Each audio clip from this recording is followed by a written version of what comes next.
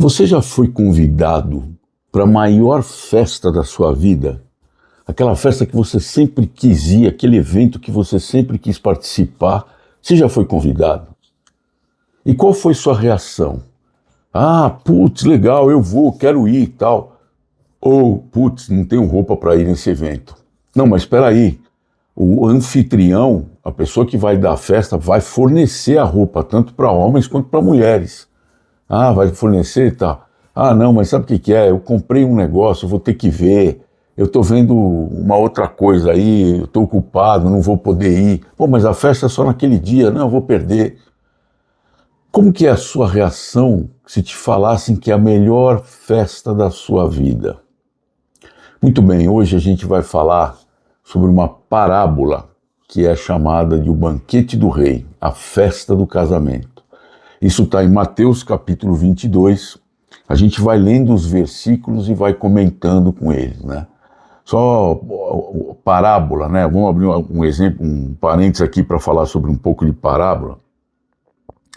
Jesus ele fazia muito uso de parábolas. Por quê? Porque é uma ferramenta pedagógica, entendeu? Uma analogia. Ela é muito instrutiva, muito eficiente para mostrar muitas vezes uma coisa complexa ou às vezes uma verdade até profunda de uma maneira que você entende, de uma maneira que você consegue memorizar, de uma maneira que você consegue ter um impacto muito forte sobre aquilo. Então Jesus fazia muito uso disso daí. Então imagine a situação, o rei vai casar o seu filho, e aí ele estende o convite. Vamos começar a ler aqui em Mateus 22, capítulo 22, versículo 1. Ele diz assim: então Jesus voltou a lhes falar por meio de parábolas, dizendo: o reino do céu é semelhante a um rei que celebrou o casamento do seu filho, e enviou os seus servos para chamar os convidados para a festa de casamento, mas estes não quiseram vir. Muito bem, vamos fazer uma analogia aqui.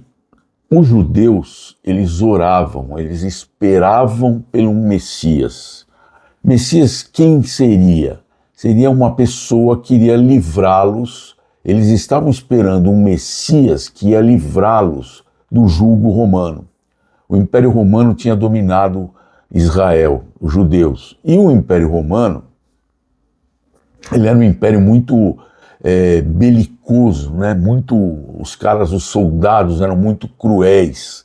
Eles maltratavam os judeus. Imagina, eles chegaram lá, dominaram, que nem os nazistas na Segunda Guerra faziam com os judeus também, né?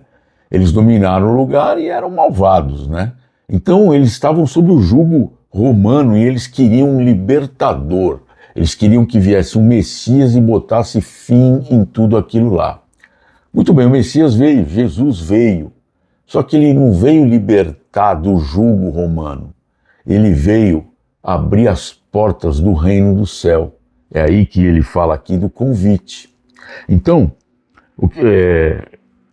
o rei, através da sua graça e de misericórdia, convidou todo mundo. Mas os caras rejeitaram, quer ver? Ó? No versículo 4 diz assim: depois enviou outros servos, ordenando: dizei aos convidados, meu banquete já está preparado, meus melhores bois e novilhos já foram abatidos e tudo está pronto, vinde para o casamento. Aí o que os judeus falaram? Esses, porém, fizeram pouco caso do convite e foram um para o seu campo, outro para os seus negócios. E outros, agarrando os servos, maltrataram-nos e os mataram. Olha que loucura, né? O cara está convidando para a festa do casamento e aí outros não vão, rejeitaram o convite. E o que mais que fizeram? Maltrataram e às vezes mataram até os servos que foram fazer esse convite. Agora,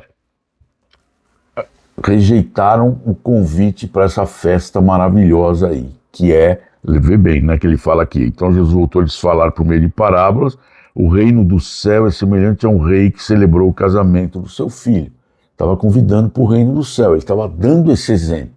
Aí, no versículo 7, Ele diz assim, ó: mas o rei, ele era rei, ficou furioso e, enviando seus exércitos, destruiu aqueles homicidas e incendiou a cidade deles.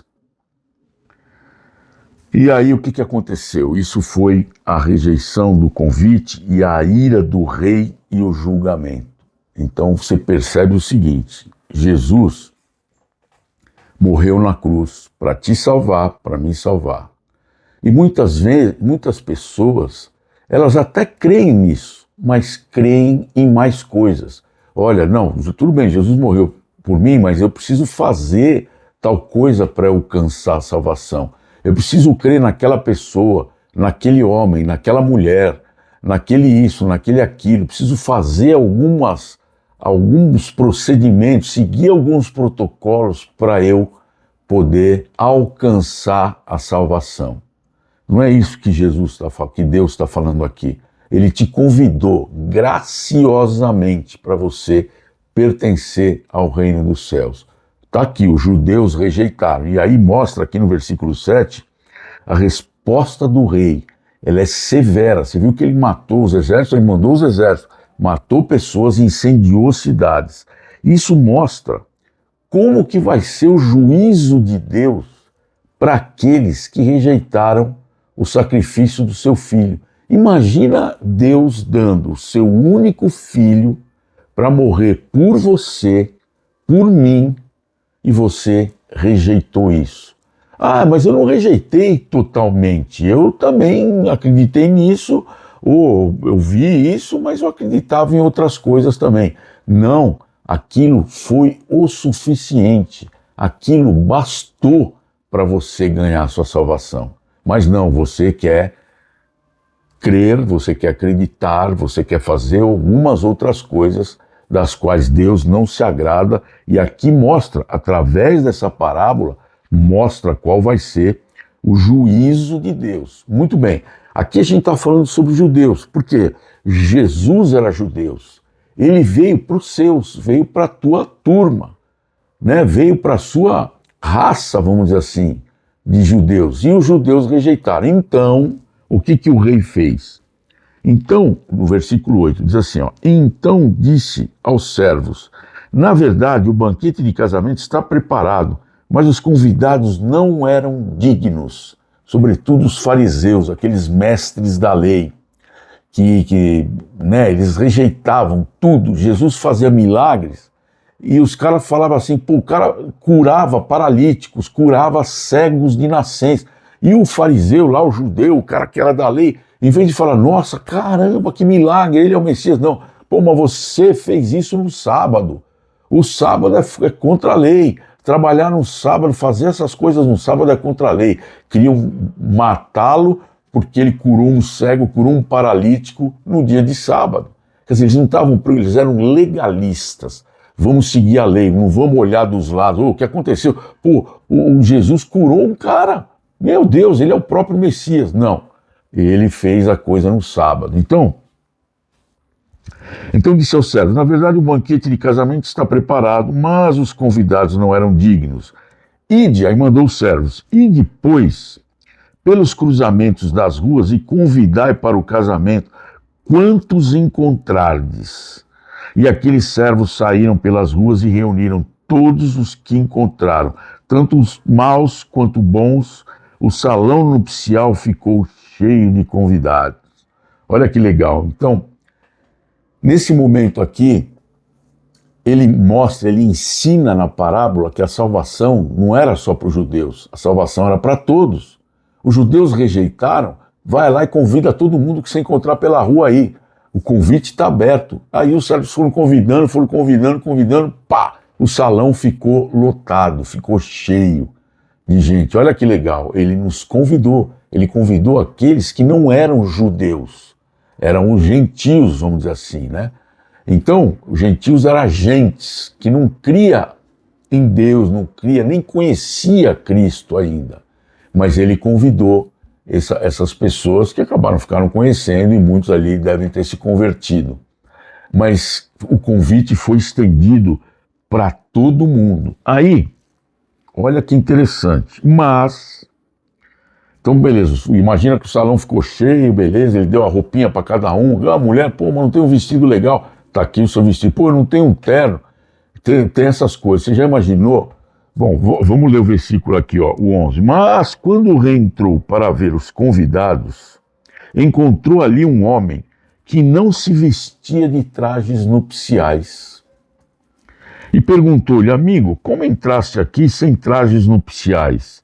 Ele, porém, calou-se. Então o rei ordenou aos servos, amarrai-lhe os pés e as mãos e lançai-o nas trevas exteriores. Ali haverá choro e ranger de dentes. Sabe quando você faz uma festa bonita, você convida todo mundo, as mulheres combinando os vestidos, as cores para não repetir, os homens alugando ternos ou, né, com fraques e roupas bonitas. Aí você tem aquele amigo seu que vai de calça jeans e camiseta no teu casamento, no casamento do teu filho. Você fala, pô, o cara não te honrou. Ele não te honrou indo com aquele traje. E aqui o rei dava, naquela época o rei, como ele era rei, né, ele dava os trajes nupciais. O cara recusou, falou, não, o cara tem que me aceitar como eu sou. O que isso quer dizer? O que Jesus está tentando mostrar para a gente aqui, né? Não basta você ser um daqueles que fala, não, legal, Cristo é bacana, eu também creio nele, mas eu creio naquele outro, naquela outra, eu faço tal coisa, eu creio naquela seita, eu vou em tudo que eu sou eclético, eu vou em tudo quanto em tudo que se fala de religião ou seita, eu tô dentro. Então é o seguinte, você não vestiu os trajes nupciais. O rei mandou os soldados dele te amarrar e jogar fora, e ali haverá choro e ranger de dentes. Sabe quando ele usa essa expressão? Quando houver ressurreição dos mortos, de todo mundo, porque a Bíblia diz que todos nós vamos ressuscitar. Uns para a glória de Deus, que vão viver ao lado com ele, e outros vão ser jogados no lago de fogo e enxofre. Ali haverá choro e ranger de dentes. Ah, não, mas peraí, mas eu também creio.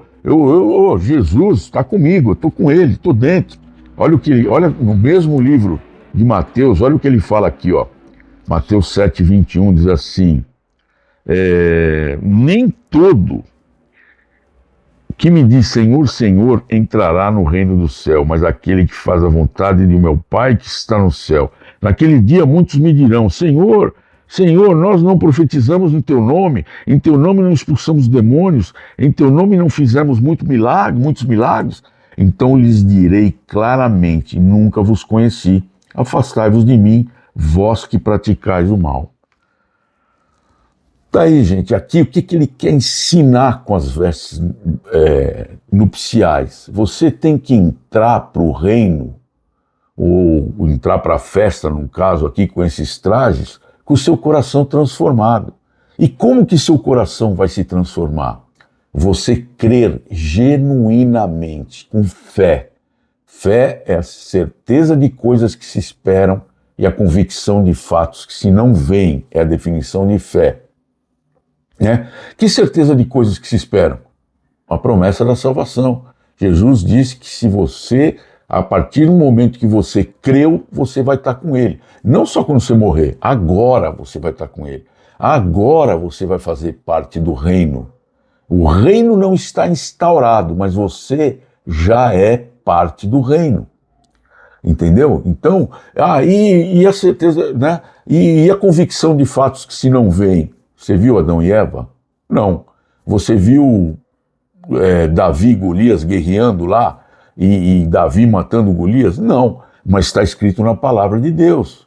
Então, tudo que está escrito aqui, você crê. Por quê? Você não viu, mas você crê que se aquilo está escrito, foi escrito por Deus e aquilo é sacramentado pelas Escrituras.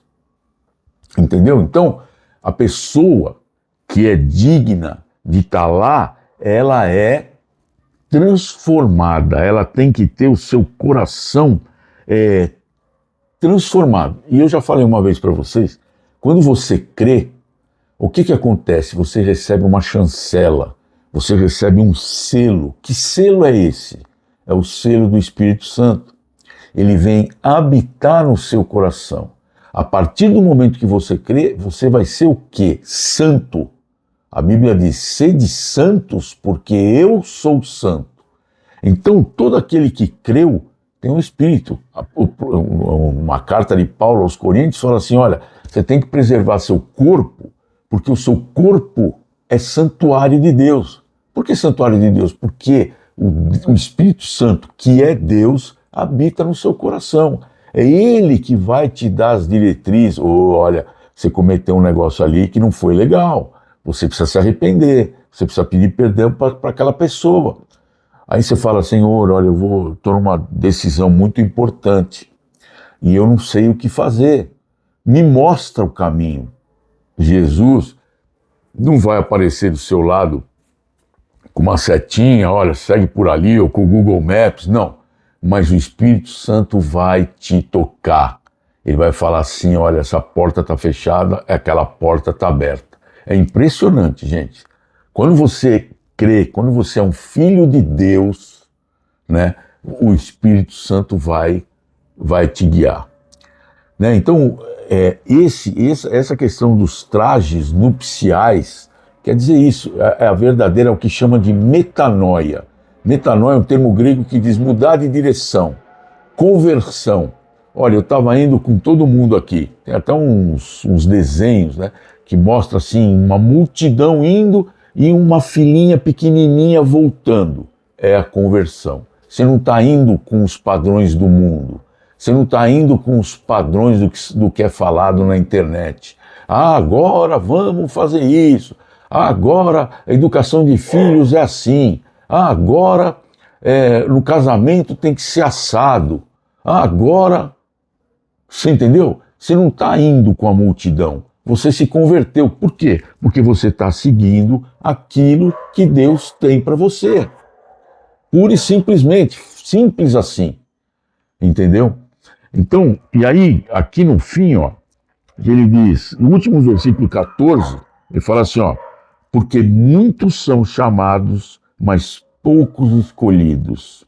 O que significa isso? Embora o convite seja amplo, seja para todos, porém, muitos serão escolhidos, não todos. Ah, mas todos são filhos de Deus. Não, não, não. Filho de Deus é aquele que entregou sua vida para Deus, que pediu para Jesus vir habitar no seu coração. Tem um texto em Apocalipse, olha que interessante, você viu que aqui é um convite, né? Tem um texto em Apocalipse, aqui capítulo 3, que eu acho muito, muito legal. Eu já vi até um quadro representação desse texto, que eu acho bárbaro.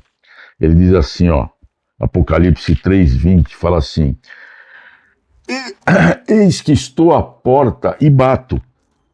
Se alguém ouvir a minha voz e abrir a porta, entrarei em sua casa e cearei com ele e ele comigo. Olha que coisa fantástica. Jesus está batendo na sua porta. Ele está fazendo um convite. Abre a porta e convida ele para entrar. Essa parábola que nós lemos, ela é sobre isso, um convite para você entrar no reino de Deus. E muitas vezes você rejeita, né? Então, vamos fazer algumas aplicações. Uma coisa interessante é assim, veja que a parábola é sobre uma festa. Muita gente fala assim, ah, não, eu não quero me comprometer com Deus, porque senão eu vou ter que fazer isso, vou ter que fazer aquilo, vou ter que seguir regrinhas, vou ter que não sei o que lá, não vou poder fazer isso, não vou poder fazer aquilo. Engano, é uma festa, é alegria, é festa. Tudo aquilo que Deus providenciou para você é para você ter vida e vida em abundância. A Bíblia diz isso em João 10:10, eu vim para que tenham vida em abundância. O primeiro milagre de Jesus foi a transformação de quê? De água em vinho. E onde era isso? Numa festa. Se ele não faz aquilo, a festa ia acabar. Por conta do que ele fez, a festa continuou. Então, não posso fazer sexo porque se eu não fizer sexo, eu vou ser mais espiritual que você. Errado.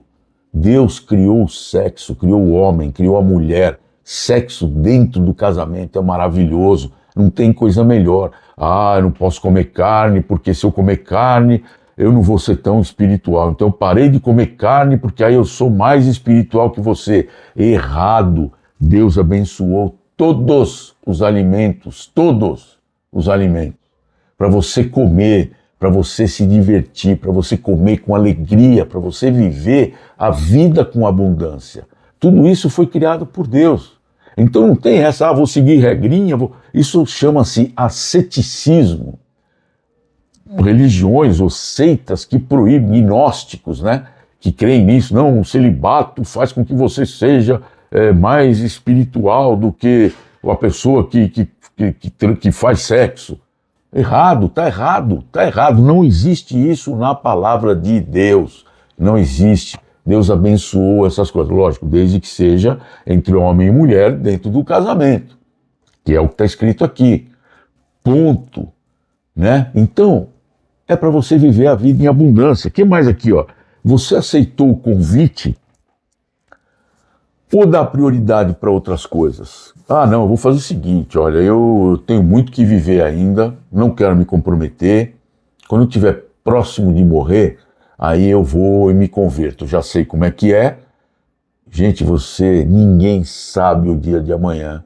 Eu dei um estudo sobre ansiedade, ele fala lá, por mais ansioso que você esteja, você não consegue acrescentar 1 hora na sua vida. Você não sabe o dia de amanhã, você não sabe se você vai morrer amanhã, se vai morrer agora. Não sabe. Então, não, eu vou esperar. Eu conheci um amigo, uma pessoa, que era meu amigo, né? E a gente nunca mais se falou tal. Gostava muito dele, eu preguei a palavra para ele. Ele creu. Assim, ele estava no processo de crer, a gente nunca sabe, né? Ele falou para mim que tinha crido, ele até casou, pediu para eu dar um curso de noivos para ele, para a noiva dele. Eu dei. Aí, em um determinado momento, ele ficou muito rico. Não coisas ilícitas, né? Coisas legais. O pai dele acertou num negócio assim, na mosca, e ele ficou muito rico, mas muito rico assim de ter helicóptero, de ter que se locomover de helicóptero e tal.